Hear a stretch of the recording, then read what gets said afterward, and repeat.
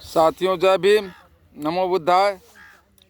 साथियों, आज एक नए विषय के साथ, विषय है बाबा साहब डॉक्टर भीमराव अंबेडकर जी ने क्यों कानून मंत्री पद से इस्तीफा दिया था, त्याग पत्र दिया था। तो साथियों, बाबा साहब भीमराव अंबेडकर जी ने कानून पद से यानी कानून मंत्री पद से त्याग पत्र दिया। उसके पीछे कई कारण थे साथियों। उन्होंने अपने त्याग पत्र के पीछे हिंदू कोड बिल को संसद में पारित नहीं होने देने के लिए जिम्मेदार लोगों को बताया था साथियों। इसके अलावा उन्होंने यह भी कहा था कि कांग्रेस पार्टी के नेताओं ने उनके कार्यों में बाधा उत्पन्न की थी और उन्हें सहयोग नहीं दिया था। इस कारण बाबा साहब डॉक्टर भीमराव अंबेडकर जी ने कानून मंत्री पद से इस्तीफा दिया था साथियों। हिंदू कोड बिल क्या था साथियों? तो हिंदू कोड बिल में यही था कि जितना सम्मान पुरुषों को दिया जाता है उतनी सम्मान महिलाओं को भी मिलना चाहिए, यही था। यह हिंदू कोड बिल बाबा साहब जो लाए थे, उससे हिंदू कोड बिल को कई भागों में बांट करके लागू किया गया साथियों।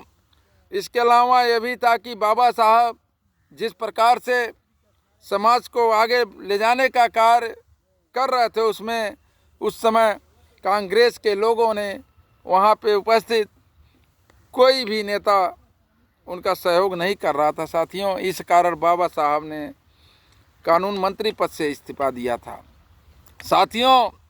डॉक्टर अंबेडकर ने अपने इस्तीफे में यह भी कहा था कि उन्हें कानून मंत्री के रूप में काम करने में कई कठिनाइयों का सामना करना पड़ा था। उन्होंने यह भी कहा था कि उन्हें अपने मंत्रालय के कार्यों में हस्तक्षेप करने वाले लोगों से निपटना पड़ा था साथियों। जब भी बाबा साहब समाज के लिए कार्य करते थे तो साथियों उसमें बहुत सारे ऐसे लोग थे जो विरोध किया करते थे। जिस कार्य को लेकर के चलते थे उस कार्य में बाधा उत्पन्न करने का कार्य करते थे साथियों। इस प्रकार डॉक्टर अंबेडकर के इस्तीफे के पीछे कई कारण थे, जिनमें हिंदू कोड बिल का पारित नहीं होना, कांग्रेस पार्टी के नेताओं का सहयोग नहीं देना और कानून मंत्री के रूप में काम करने में आने वाली कठिनाइयाँ शामिल थी साथियों।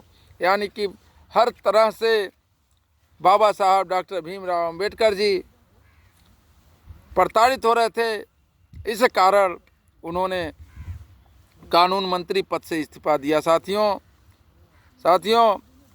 अब इसके बारे में और अत्यधिक जानकारी के लिए साथियों हमारे चैनल महानायक G3 चैनल को सब्सक्राइब करें, शेयर करें, कमेंट करें, लाइक करें, जिससे बाबा साहब के बारे में और बहुजन में जन्मे सभी महानायकों के बारे में आपके समझ जानकारी मिल सके।